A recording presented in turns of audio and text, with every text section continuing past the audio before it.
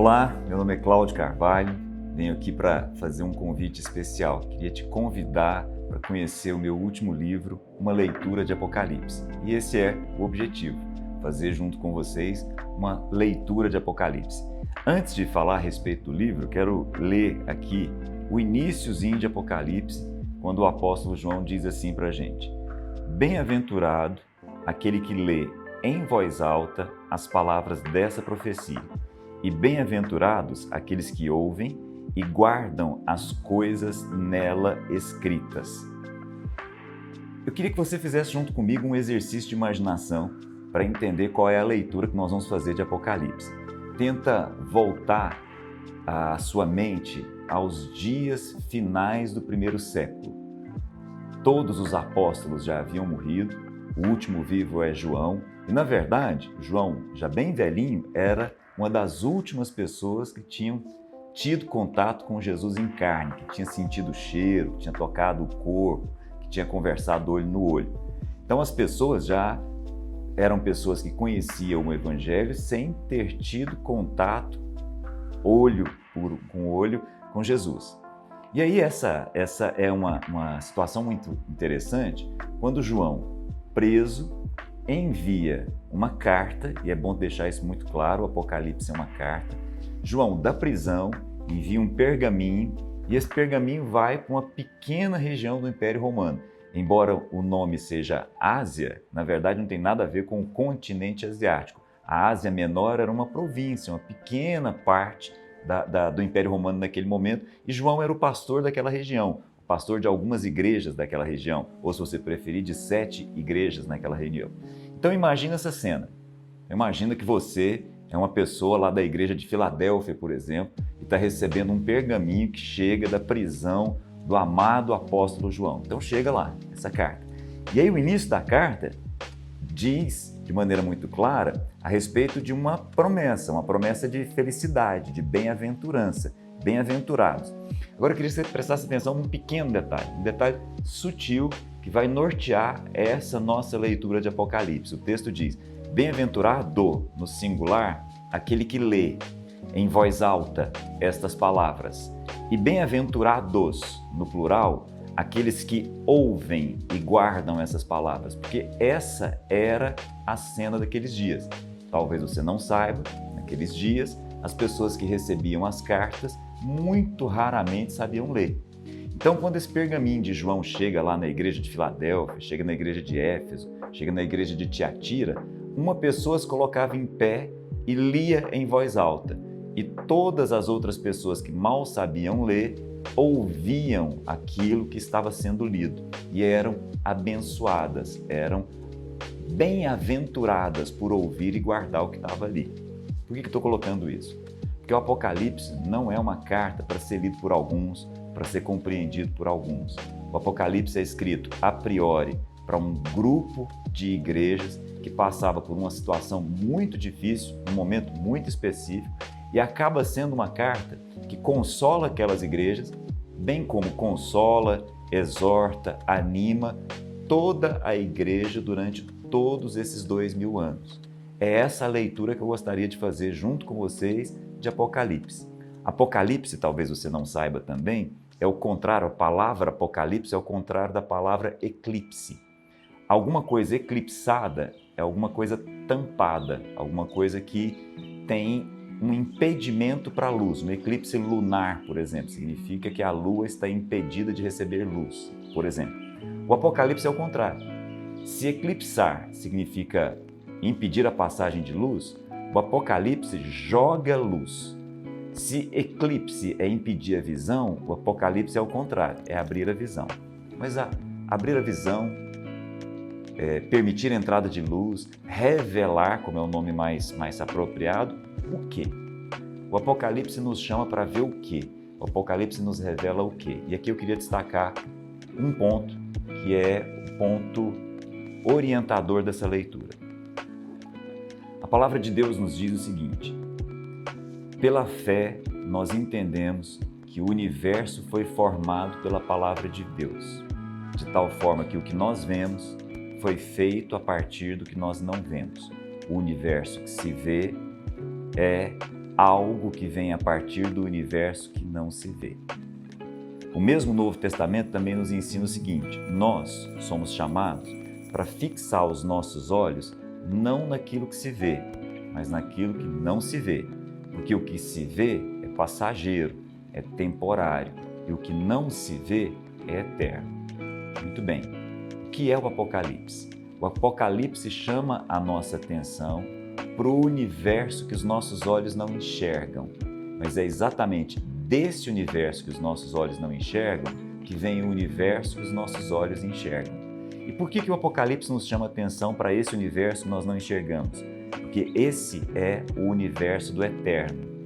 Esse é o universo que traz para nós consolo para as coisas que são temporais e nos conecta às coisas que são eternas. Eu queria deixar claro, e eu deixo isso, existem várias leituras de Apocalipse e eu não me proponho a decifrar todas as coisas.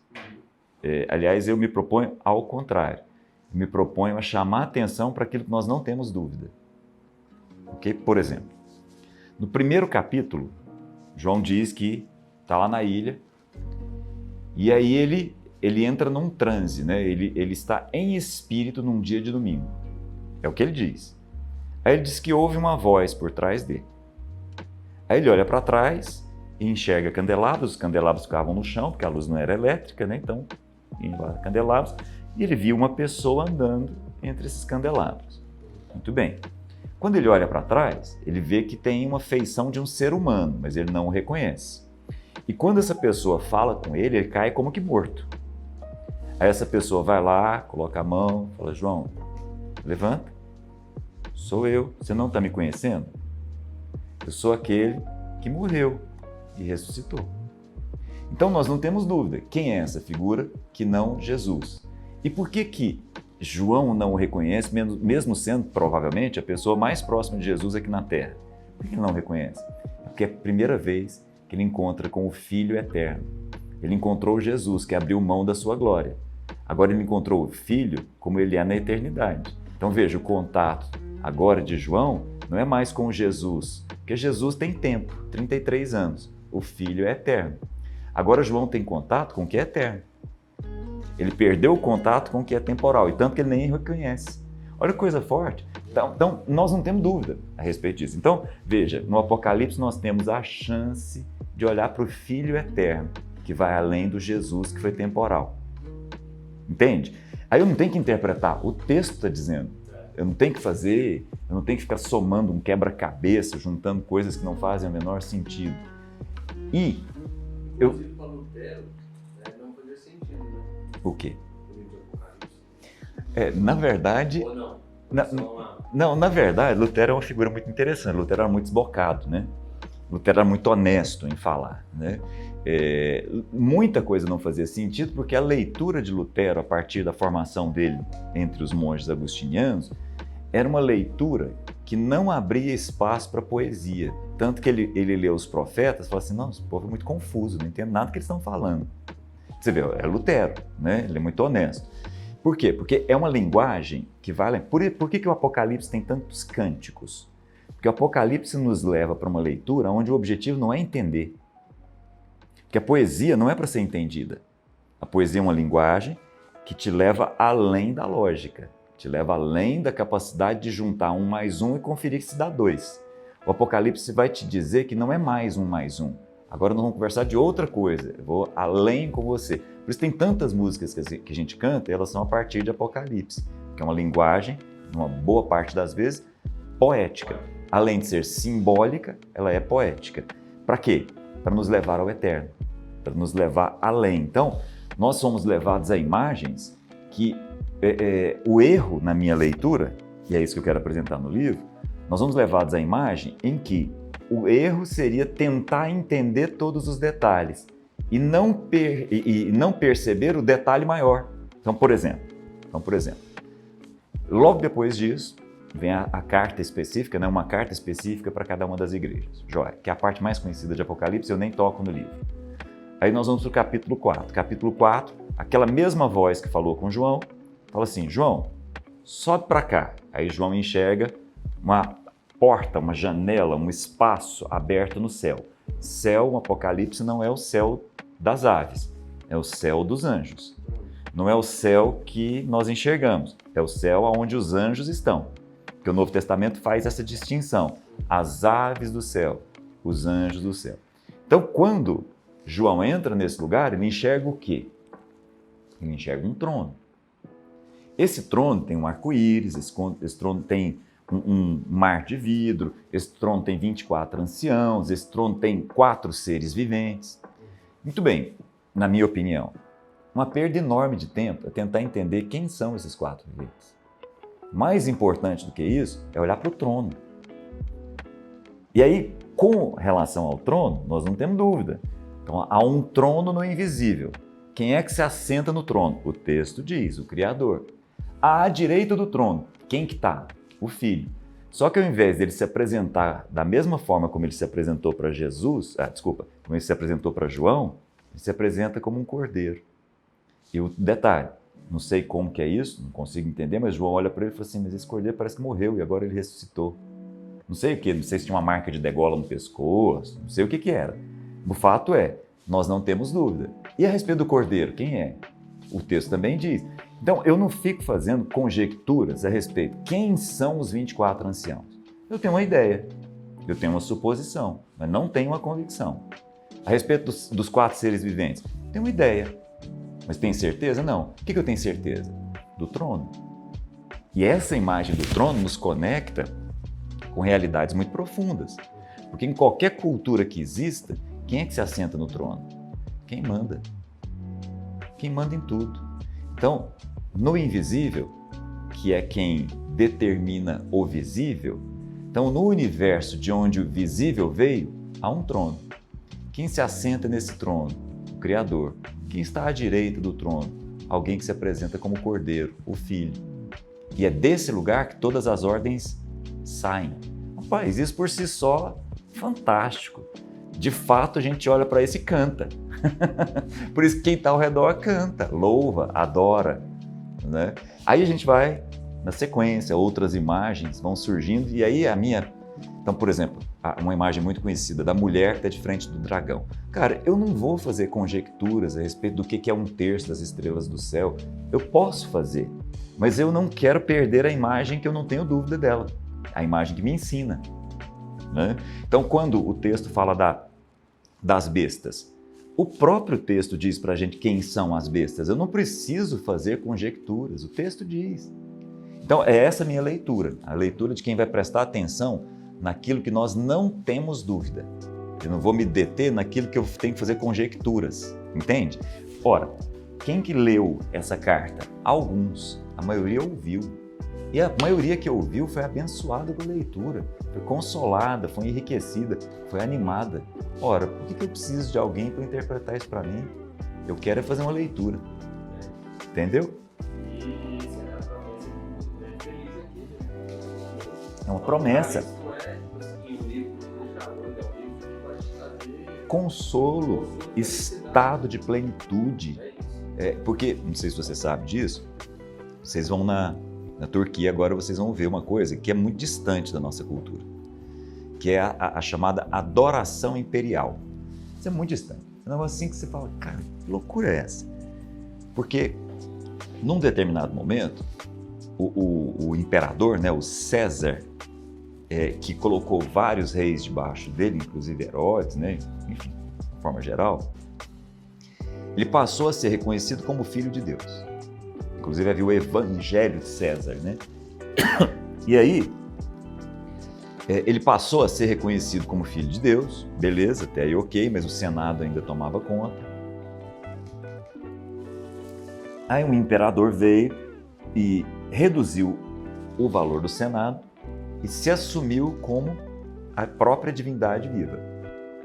E começou a desenvolver o chamado culto imperial. Muito bem. O lugar onde vocês vão, que hoje é a Turquia, como você vai perceber lá, é a fronteira entre o Oriente e o Ocidente.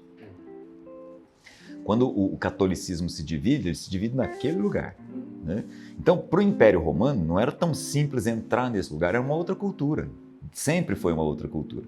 Então, qual a forma de fazer isso? Criar ali, obrigatoriamente, uma adoração ao imperador. Então, você vai ver lá, templos em que o imperador era adorado. E era adorado de que jeito? Tinha sacerdote, tinha sacrifício naqueles lugares. E aí vem um detalhe muito interessante.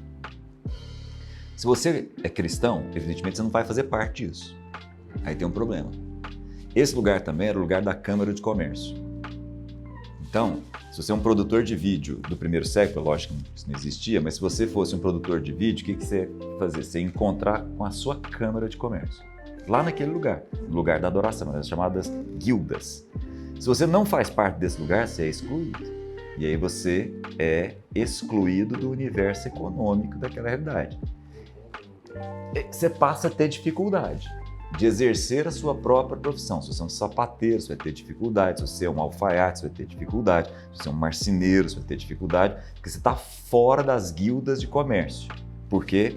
Você não se propõe a submissão a uma divindade que não é o Kyrios, que não é o Senhor, que não é Jesus. Então veja que isso não era tão simples. Essa carta chega porque esse povo estava sofrendo muito. Não era pouco. É diferente do que estava acontecendo com o Evangelho no Ocidente. Aquele lugar lá era outra realidade. Tanto que você vai ver as ruínas que ainda existem lá, elas ensinam demais. Pérgamo, cara, o hospital de Pérgamo está lá, é um negócio fantástico. Você entendeu o que é aquilo, o que aquilo representava, né? Beleza. Mas o meu ponto é o seguinte. Essa carta de Apocalipse, ao chegar de um preso, trouxe consolo, trouxe bem-aventurança para quem nem sabia ler. Então, por que hoje a gente precisa de teólogos para me dizer aquilo que eu posso ler? É essa minha provocação, é esse o meu objetivo com essa leitura aí. Por que Apocalipse não outro livro? Pelo seguinte, a sua pergunta é muito boa. Como a gente estava conversando antes, eu tenho uma conexão com o Antigo Testamento. Inclusive tem um livro que chama Conexão. Porque eu não faço uma distinção entre o Antigo Testamento e o Novo Testamento. Evidentemente, não faço distinção dentro da sua lógica. Há uma distinção de língua, há uma distinção de cultura, sem a menor sombra de dúvida. Mas eu enxergo a Deus como Pai no Antigo Testamento desde Gênesis. E enxergo os profetas apresentando a Deus como Pai em todos os lugares. Muito bem. Então eu não consigo enxergar desde sempre, algo que não seja uma conexão entre o que é o Antigo Testamento, que no fundo, era a Bíblia que Jesus lia, Jesus só tinha essa Bíblia, era dali que ele tirava todas as coisas para fazer as exposições que ele fazia, muito bem, era aquilo que nós chamamos de Bíblia hebraica, e o Novo Testamento, né? Então eu nunca tive desconexão mental em relação a isso, e eu fui ajudando algumas pessoas nesse caminho. Eu tenho um livro, Conexão, exatamente nesse rumo. Aí depois, tem um segundo livro, também associado ao Antigo Testamento, que fala dos livros da sabedoria judaica.